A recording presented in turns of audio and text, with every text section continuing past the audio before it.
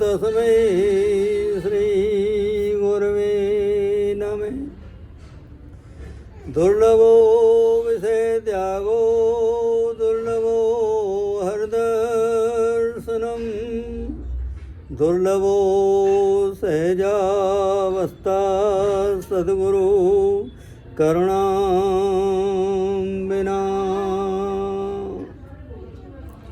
नमो अकिंचन वित्ताय निवृत्त गुणवृत्तये आत्मा रामाय शान्ताय कैवल्यपतये नमः।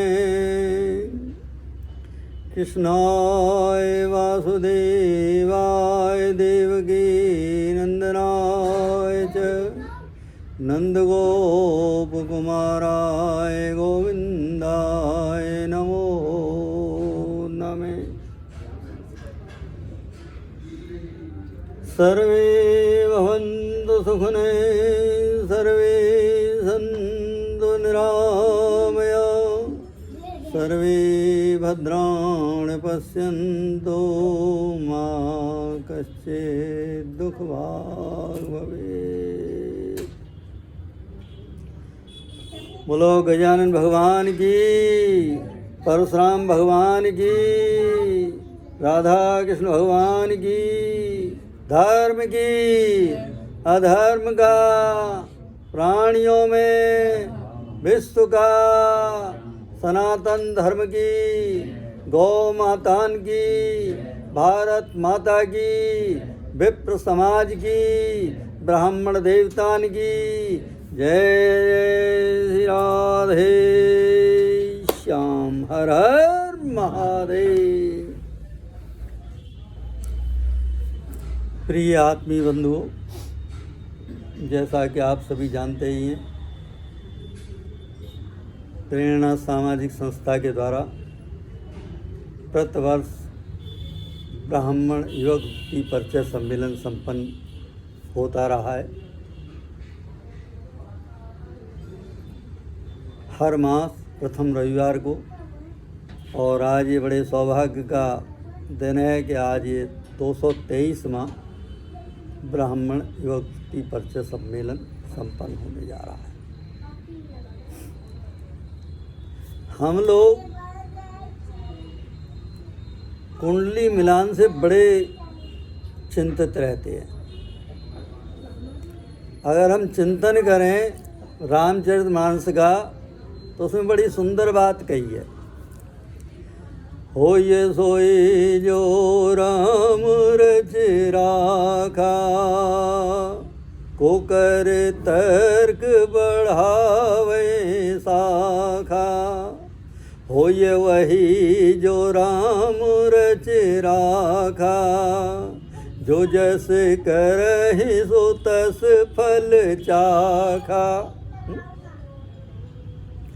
यानी जीवन में जो प्रभाव है वो हमारे कर्मों का प्रभाव है, सत और असत।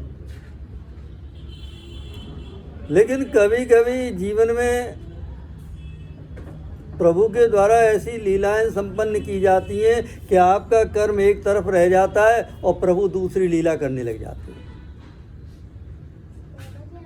प्रकृति में संतुलन बनाने का नाम ईश्वर है, जो प्रकृति में संतुलन पैदा करे।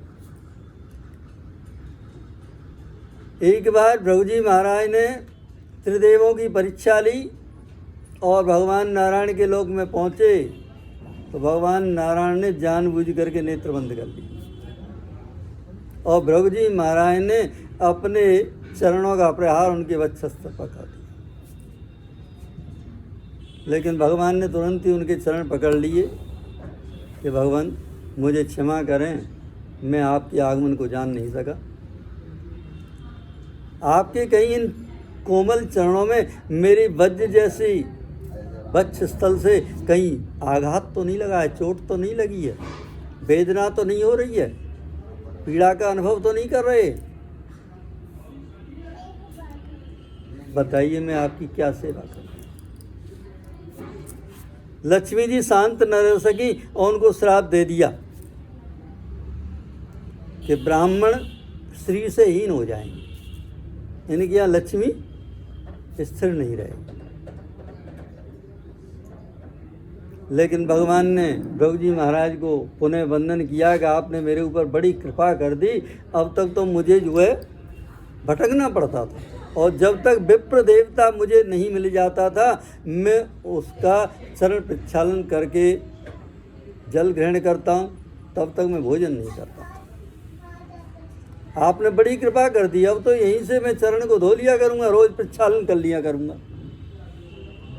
देखिए, जिस विप्र के चरण प्रक्षालन करके स्वयं नारायण भी कृतकृत हो जाते हैं, धन धन्य हो जाते हैं,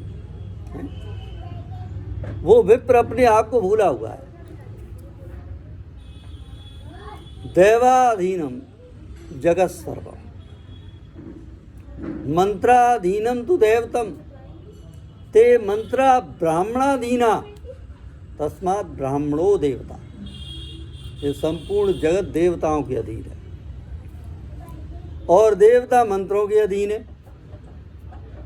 और मंत्र ब्राह्मणों के अधीन है, इसलिए ब्राह्मण को देवता कहा गया है। हम अपने आप को देवता ही नहीं मान रहे, कुंडली मिलाने के चक्कर में लगे हुए। 8 ही दोष बताए गए, जिसमें 9वां दोष मंगल भी आ गया। अब 10वां दोष काल सर्प दोष भी पैदा कर दिया विद्वानों ने। ज्यों ज्यों सृष्टि चलती चली जाएगी त्यों त्यों दोष बनाते रहेंगे। लेकिन हमारे प्रकांड विद्वान बताते हैं, प्राप्ते षोडशे वर्षे पुत्री पुत्र तयोदथा न ग्रहणम विचारोक्ति केवलम मुहूर्त मात्रकम। यानी जब वर और कन्या 16 वर्ष की अवस्था को प्राप्त हो जाएं तो कोई कुंडली मिलाने की जरूरत नहीं। तो फिर क्या करें भाई? क्योंकि ज्योतिष का जो मूलतः सिद्धांत है उसका पालन करें आप। मूलतः सिद्धांत क्या है कि सही समय में सही कर्म का संचालन। आपने कुंडली तो मिला दी, 32 गुण मिल गए, 28 मिल गए, 26 मिल गए, 25 मिल गए, 34 मिल गए, लेकिन आपने समय का पालन नहीं किया। जो लग्न का समय निकला है 2 बजे का, अगर आपने 2 बजे की जगह 5 बजे फेरे कराए तो उनके जीवन में क्या लाभ है उनका? क्योंकि हमारे यहाँ लग्नों का विभाजन किया गया है, कौन कौन सी लग्न जो है फेरों के लिए शुभ हो जाती हैं, किन किन लग्नों में कौन कौन से ग्रह किस किस जगह पर नहीं होने चाहिए, तभी तो लग्न का शोधन किया जाता है।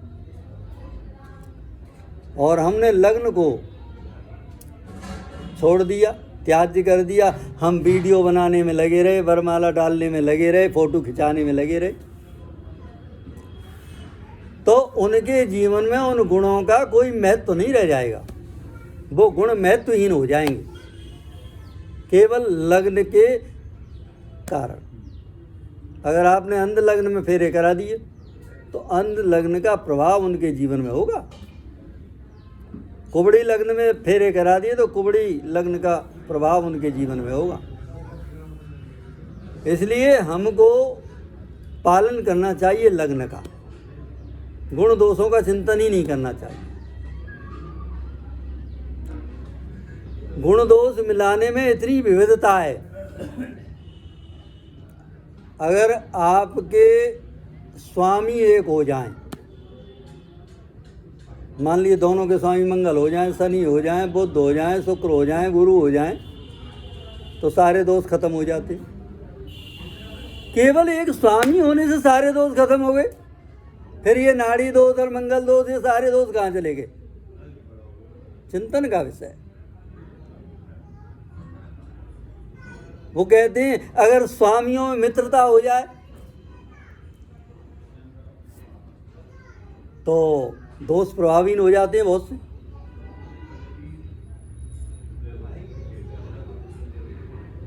हमें चिंतन करना होगा बहुत से विद्वान कहते हैं कि भाई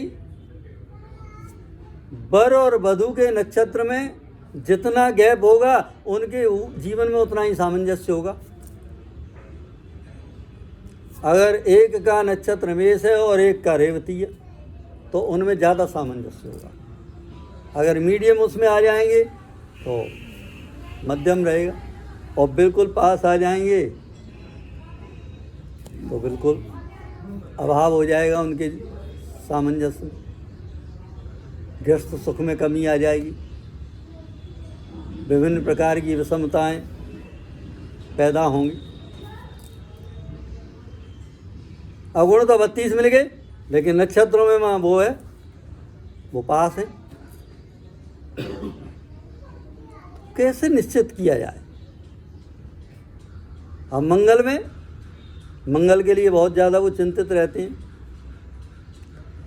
1, 2, 4, 7, 8, 12 इन भावों में यदि मंगल बैठा है तो वो बालक मंगली कहलाता है। अगर इन्हीं भावों में मंगल दूसरे की कुंडली में आकर के बैठ जाए तो दोनों मंगली हो जाते हैं। लेकिन अगर इन्हीं भावों में 1, 2, 4, 7, 8, 12 शनि बैठ जाए तो मंगल दोष समाप्त हो जाता है। अब देखिए,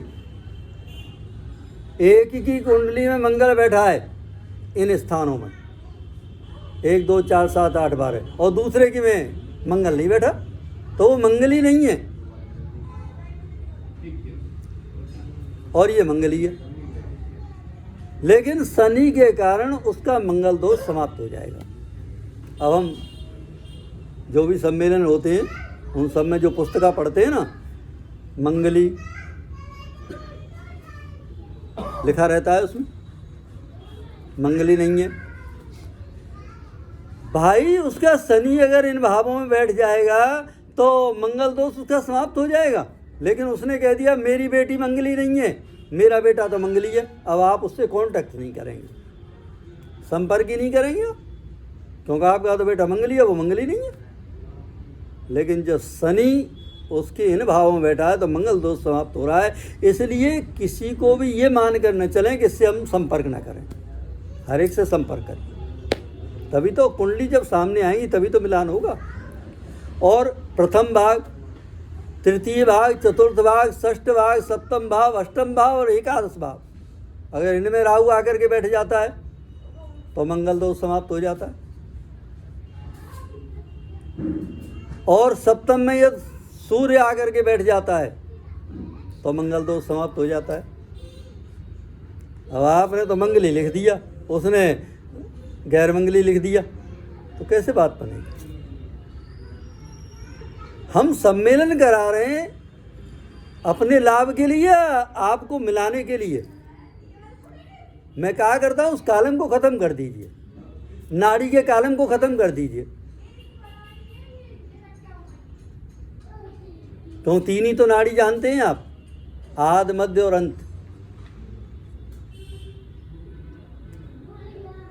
लेकिन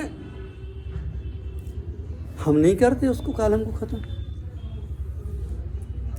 इसलिए मंगल कोई हुआ नहीं है। मंगल भवन अमंगल हारी, उमा सहित जय जपत पुरा। मंगल भवन अमंगल हारी, द्रवो सुदशरथ अजर बिहारी। मंगल तो मंगल करता है, और कोई भी ग्रह आपके जीवन को अमंगलता प्रदान नहीं करता, ये सत्य है। हम बेवजह परेशान हो रहे हैं कि हमको राहु परेशान कर रहा है, मंगल परेशान कर रहा है, शनि परेशान कर रहा है, गुरु परेशान कर रहा है। सत्यता यह है कि आपका जो कर्म है वो आपके जीवन में प्रभाव डाल रहा है। जैसा आपने किया है वैसा ही भोग रहे हो।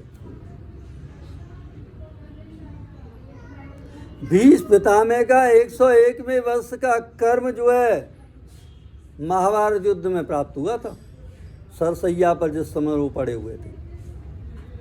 वो सोचने लगे कि मैंने ऐसा कौन सा कर्म किया है। 100 जन्म तक तो उनको ऐसा कोई कर्म ही नजर नहीं आया जिसका फल ये सरसैया प्राप्त हो। भगवान ने मुस्कुरा करके कहा थोड़ा और ऊपर चलो। तब 101 में जन्म में जाकर के उनको ज्ञान हुआ। एक राजा के सेवक थे, सवारी निकल रही थी, एक दुमई 2 मुंह का सांप मार्ग में आया। उन्होंने ये सोचकर कि ये मर जाएगी,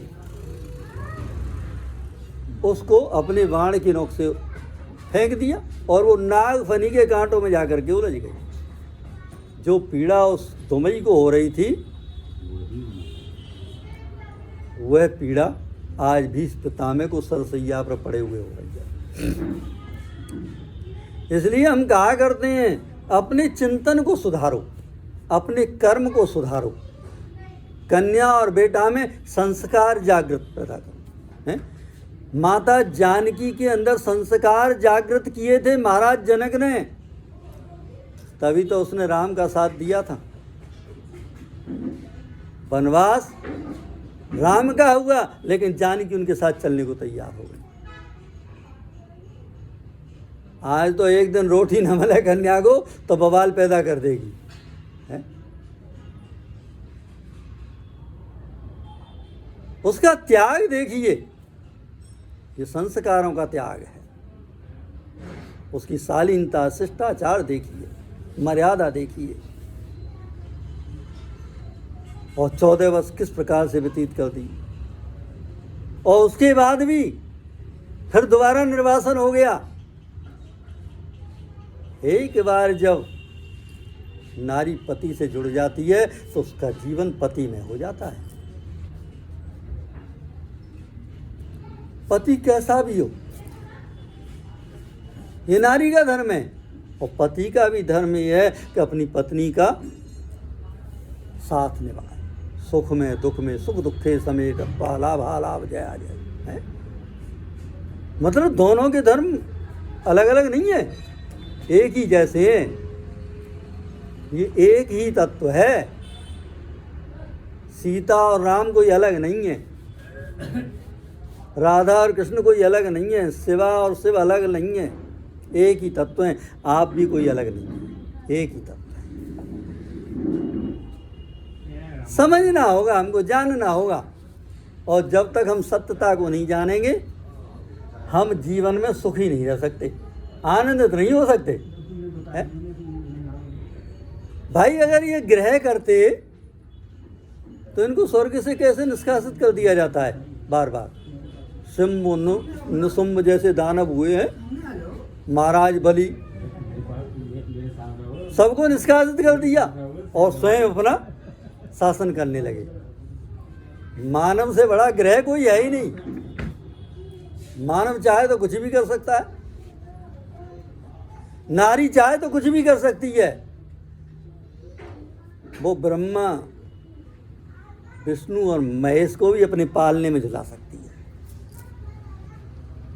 ये नारी का वर्चस्व। यत् नारस पूजनते रमनते तत्र देवता है। जहाँ पर नारी का सम्मान किया जाता है, उनकी पूजा की जाती है, उनको आदर दिया जाता है, वहाँ संपूर्ण देवता जो है विचरण करते हैं, निवास करते हैं, वास करते हैं। लेकिन आजकल तो हमें तो नौकरी वाली करना चाहिए। मतलब नारी के स्वरूप को ही नहीं जाना है आपने अभी तक कि नारी है क्या है।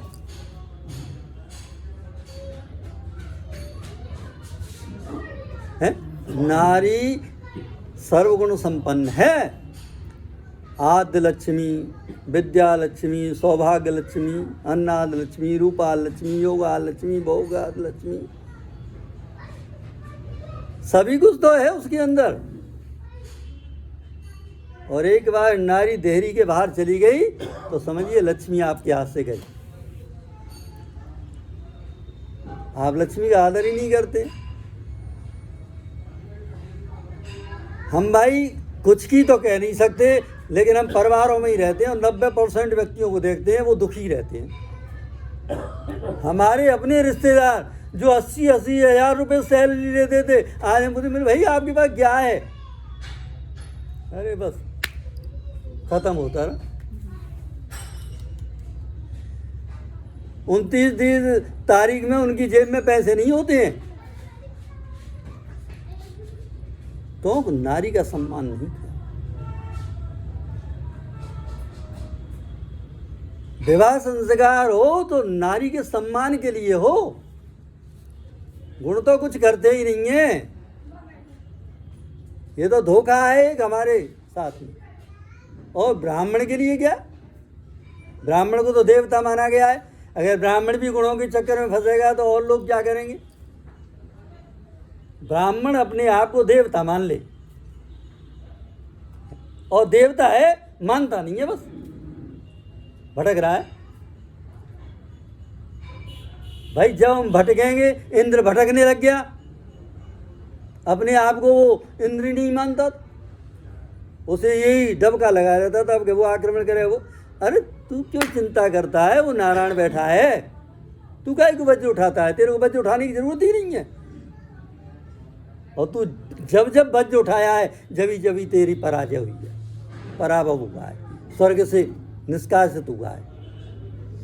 ये तो भला बना भगवान नारायण का जो मोहिनी रूप धारण करके तुमको अमृत पिला दिया, तो तुम मरते नहीं हो, बस अजर अमर बने हुए हो, है? तो बंधुओं, हमको न तो मंगल से कोई व्यथित होना है, मंगल तो आपका मंगल करता है। इसलिए कभी भी ये चिंतन मत करिए कि ये मंगली है या ये गैर मंगली है। जब तक कुंडली सामने नहीं आए जीवन में, तब तक मत मानिए। कुंडली को आने दो, अगर आपकी कुंडली मिलाते ही हो तो। नहीं तो हम तो करते हैं प्राप्ते षोडशे वर्षे पुत्री पुत्र था न ग्रहणाम विचारोक्ति केवलम मुहूर्त मात्रकम। कुंडली मिलाने की आवश्यकता ही नहीं है। आगे सही समय में सही काम का वो करो। अब आपने घुड़चढ़ी का समय रख दिया 3 बजे का, अब मामा जी लेट हो गए 1 घंटा। अब आपका वो जो अमृत की बेला थी, लाभ की बेला थी, शुभता की बेला थी, वो तो निकल गई। अब तो काल की बेला आ गई, उद्वेग की बेला आ गई।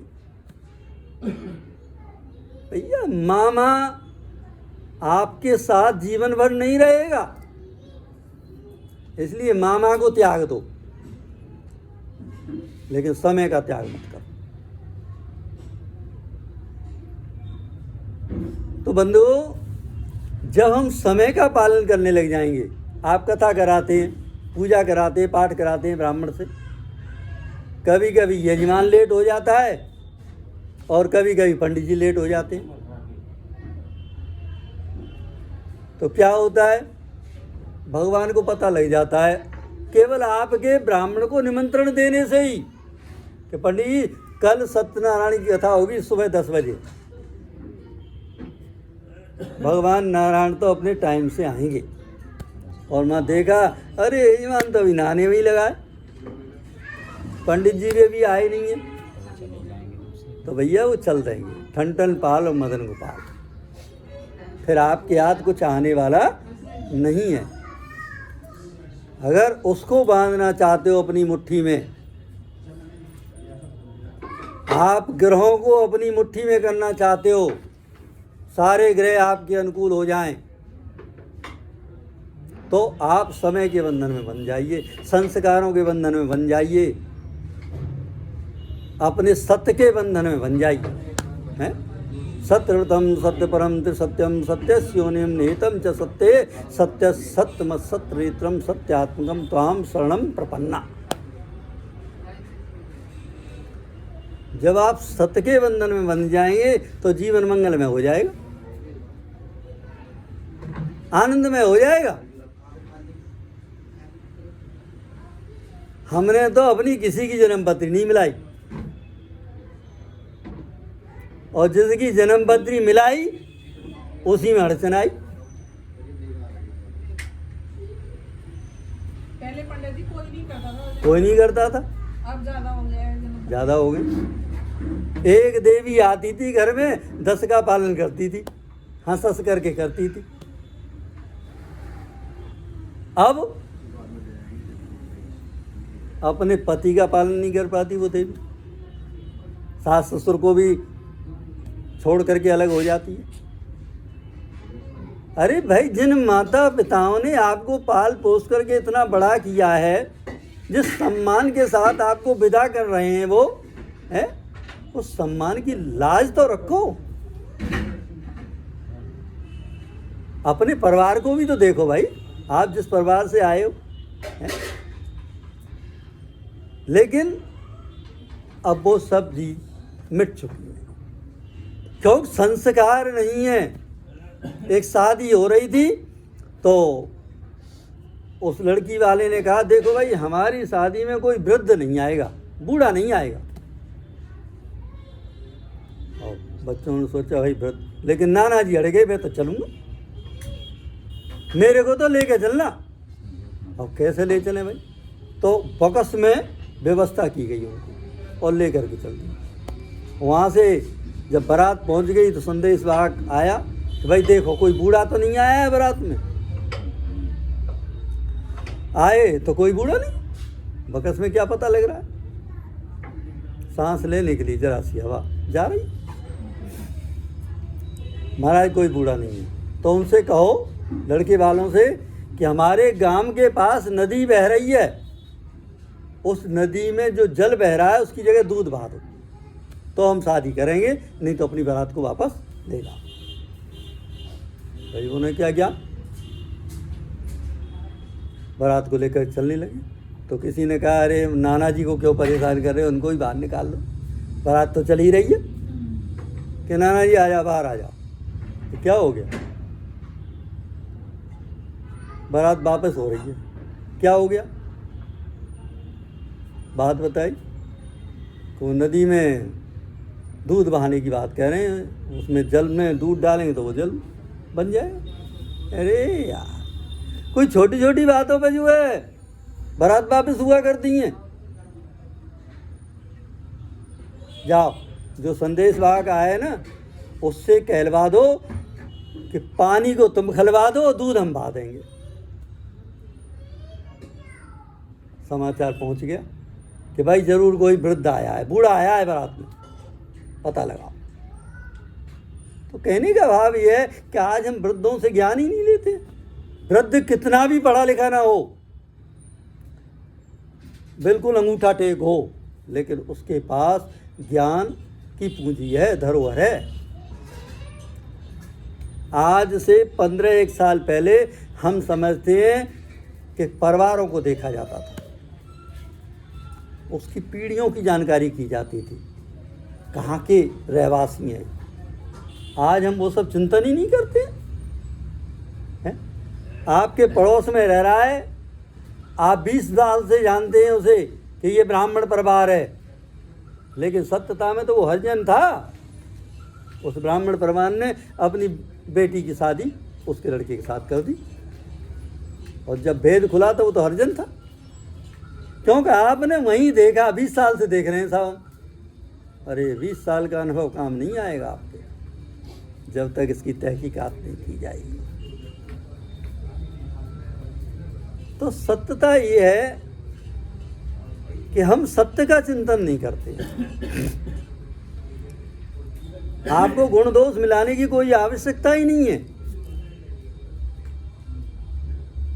अगर एक कुंडली का मिलान किया जाए ना, तो मैं दावा करता हूं एक ब्राह्मण 1 महीने में भी आपकी कुंडली नहीं मिला पाएगा। 1 महीने में भी उस कुंडली का चिंतन नहीं कर पाएगा। बिल्कुल सत्य बात बता रहा हूं। एक विद्वान काशी से बहुत बड़ा ज्योतिष का ज्ञान लेकर के आए, और जो है एक कुंडली मिलाई उन्होंने, कोई दोष नहीं किसी प्रकार का। 2-4-6 दिन बाद ही लड़का खत्म हो गया। लड़का खत्म हो गया। अब जो है वो आए, महाराज आपने तो कहा था कुंडली बहुत अच्छी है, ये क्या हुआ?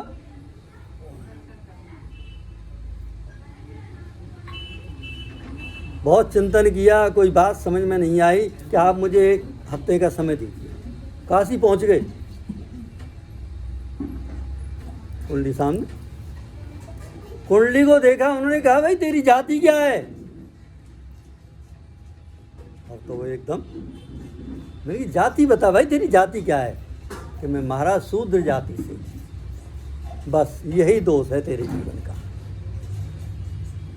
शूद्र होकर के तूने मुझे से ज्ञान प्राप्त किया है। अगर तू शूद्र होकर के और मेरे पास आता और कहता मैं शूद्र हूँ, मैं इस ज्ञान को प्राप्त करना चाहता हूँ, तो मैं तुझे उस ऋषि परंपरा में ढालता पहले, तब तुझे ज्ञान देता। इसीलिए ये ऐसे ही नहीं कह दिया ब्रह्म वाक्यम जनार्दनम, ब्राह्मण का वाक्य जनार्दन का वाक्य है। चलिए, हमारे आदरणीय कुंवरपाल मुदगल जी दिल्ली से पधारे हुए हैं, ज्योतिष के प्रकांड विद्वान हैं, और मैं उनसे निवेदन करूंगा कि वो विवाह के ऊपर पर कुछ प्रकाश डालें, समझाएं। तो एक बार तालियों के साथ आदरणीय मुदगल। जय जय श्री राम।